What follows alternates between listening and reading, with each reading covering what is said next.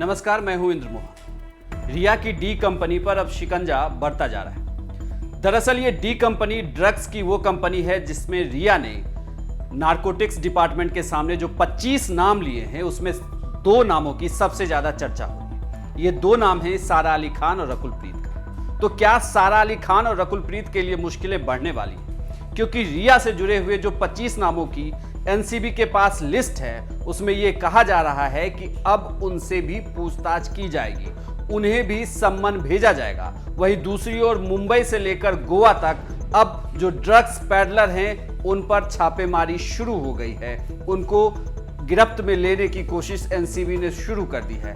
तो क्या बॉलीवुड के सबसे बड़े गैंग का पर्दाफाश होने वाला है? आप याद करिए, कंगना रनौत ने सबसे पहले इसी मामले को उठाया था और कहा था कि आप अगर इस मामले को देखना है तो इसे तमाम बिंदुओं से देखें। और पहले सीबीआई की जांच, फिर ईडी की जांच, और जब एनसीबी ने इस पूरे मामले में कदम रखा और उसके बाद रिया चक्रवर्ती की गिरफ्तारी हो गई। और रिया की गिरफ्तारी के बाद अब तार खुलने लगे हैं। रिया ने 25 लोगों के नाम लिए हैं और उसमें से 2 नामों की चर्चा सबसे ज्यादा हो रही है, सारा अली खान और रकुल प्रीत। तो क्या सारा अली खान को भी अब एनसीबी के सामने बैठना होगा? क्या रिया और शौबिक और जो ड्रग्स पैडलर हैं उनके सामने बैठकर सारा अली खान को एनसीबी के तमाम सवालों का जवाब देना होगा? आप याद करिए, रिया चक्रवर्ती की गिरफ्तारी कैसे होती है। शौबिक नाम लेते हैं रिया का, ड्रग्स पैडलर नाम लेते हैं रिया का, और वो चैट जिसमें ड्रग्स की बात की जाती है उसी के जरिए 27A लगाया जाता है, जिस पर रिया को अभी तक जमानत नहीं मिली है, रिया जेल में है।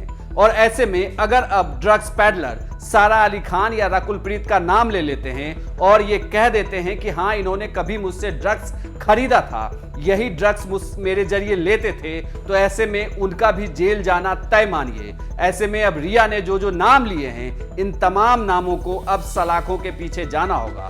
सबसे बड़ी बात ये जो शुरुआती दिनों से ही चर्चा में है कि क्या बॉलीवुड का तथाकथित गैंग जो है वो ऐसी परिस्थितियों को उत्पन्न करता है जिसके जरिए सुशांत जैसे उभरते हुए सितारों को आत्महत्या करना पड़े।